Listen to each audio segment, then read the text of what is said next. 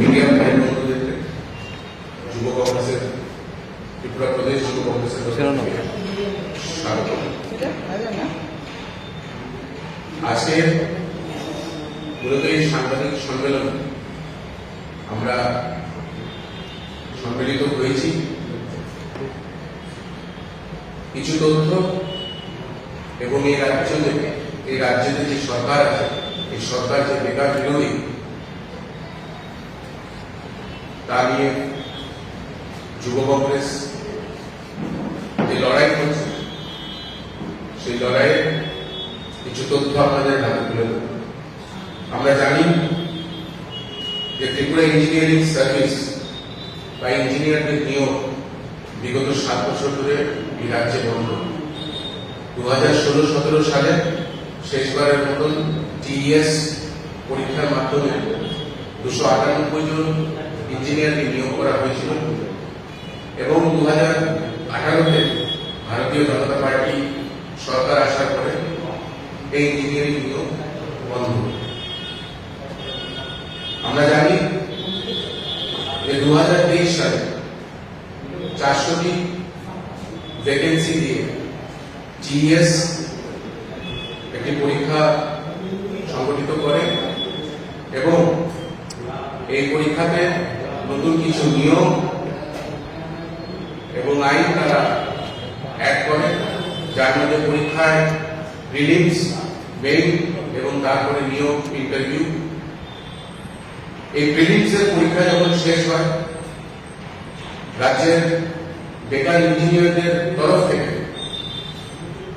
একটি দাবি উঠেছিল যে পরীক্ষার প্রশ্নপত্র ভুল, এই যে পরীক্ষাতে যে প্রশ্ন করা হয়েছে এগুলো আউট অফ সিলেবাস এবং যে প্রিলিমসের নতুন পরীক্ষা নেওয়ার যে প্রিলিমস পরীক্ষা নেওয়ার যে নতুন নিয়ম, তার কোনো গাইডলাইন বা কোনো প্র্যাকটিস পেপার ছাত্রদেরকে দেওয়া হয়নি এবং যে প্রশ্ন বা কি অ্যান্সার্স তাদেরকে দেওয়া হয়েছিল তা টোটালি ভুল। যেখানে নিয়ম আছে যে 100 নম্বরের মধ্যে 20 মার্কস মানে 20 নম্বর জিকে এবং কারেন্ট অ্যাফেয়ার্স নিয়ে হবে, 80 মার্কেটিং, ইঞ্জিনিয়ারিং, টেকনিক্যাল কোশ্চেন্স হবে, এটার মধ্যে 15 মার্কসের অঙ্ক থাকবে। কিন্তু আমরা দেখেছি এই প্রশ্ন হুবহু গেট এবং ইউপিএসসি থেকে উঠিয়ে দেওয়া হয়েছে এবং ক্যালকুলেটর এলাও করা হয়নি এবং ওই পরীক্ষাতে প্রায় 45 মার্কসের মতো খালি অঙ্কই ছিল এবং ক্যালকুলেটর ছাড়া এই ইঞ্জিনিয়ারিং এর টেকনিক্যাল অঙ্কগুলোকে সলভ করা অসাধ্য, কেউই পারবে না। তো তারপরে যখন হাইকোর্টে মামলা করা হয় এবং এই ভুল প্রশ্নের বিরুদ্ধে ছাত্ররা যখন সরব হয়, তখন টিইএস এর থেকে কেউই কোন রকম সাড়া দেয়নি এবং তারা ভুল প্রশ্নটাকে সত্যি করে কিছু স্টুডেন্টসদেরকে এই পরীক্ষায় উত্তীর্ণ করার একটি কালো ষড়যন্ত্র এবং একটি নীল নকশা এঁকেছিল। 2 মে হাইকোর্টের রায় এসেছে, যেখানে আবারও প্রমাণিত হয়েছে যে রাজ্য সরকারের দ্বারা এই নিয়োগ প্রক্রিয়া অত্যন্ত মানের দুর্নীতি ছিল এবং হাইকোর্ট রায় দিয়েছে যে প্রিলিমস পরীক্ষা যেন আবার রিচেক করা হয় নতুন কমিটি নিয়ে, যে কমিটিতে পুরনো কমিটির যাতে কেউ না থাকে।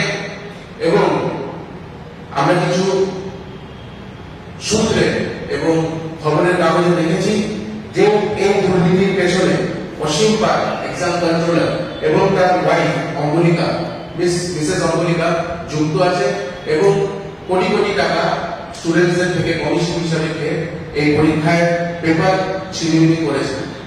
আমরা এটাও সূত্রে খবর পেয়েছি, যখন পরীক্ষা হয়েছিল, পরীক্ষার ডেট ছিল জুলাই 16, 2023 এবং পিআরটিসি কে আবার নতুনভাবে নিয়োগ করে এই পরীক্ষা নেওয়া হয়েছিল অক্টোবর 8, 2023 তে। কিন্তু যখন পরীক্ষা নেওয়া হয়েছিল এই 2.5 মাস যে পেপারগুলো কোশ্চেন পেপারগুলো কতটুকু মানে এই কোশ্চেন পেপারগুলো লিক হয়নি তা নিয়ে প্রশ্ন উঠেছে। কারণ যখন পরীক্ষা দিতে গেছিল পরীক্ষার্থীরা সেই কোশ্চেন পেপারের মধ্যে কোনো রকম সিল বা কোনো রকম সরকারি স্বাক্ষর পায়নি। এবং আমরা আরো জানাই যে রাজ্য সরকার বেকার বিরোধী সরকার এবং এই সরকার বারংবার বেকারদের জীবন নিয়ে ছিনিয়ে নিয়েছে। আমরা আগেও যুব কংগ্রেসের সহসভাপতি শাহজাহান ইসলাম এই বিষয় নিয়ে চিঠি লিখেছিলেন এবং আমরা এখনো দাবি করছি যে প্রিলিমস পরীক্ষা যাতে বাতিল করা হয় এবং তার সাথে যাতে অসীম পালকে এবং অমরিকাকে সেই পদ থেকে সরিয়ে নেওয়া হয়, কারণ তারা প্রচন্ড মানের দুর্নীতির সঙ্গে যুক্ত। এবং আরেকটা প্রশ্ন, এবং যে প্রশ্নের উত্তর আমরা এখনো সরকারের মুখে কিছু শুনতে পাচ্ছি না।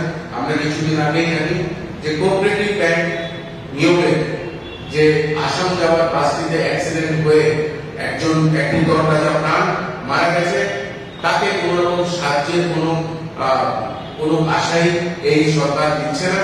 এবং আমরা যখন রাজদীপের বাড়িতে গেছি, আমরা রাজদীপের পরিজনদের থেকে শুনেছি যে এই অ্যাম্বুলেন্স দিয়ে তার বডিটা নিয়ে আসা হয়েছে, সেই অ্যাম্বুলেন্সটাও পর্যন্ত রাজ্য সরকার কোন রকমের আর্থিক সাহায্য করেনি। আমরা দাবি জানাই।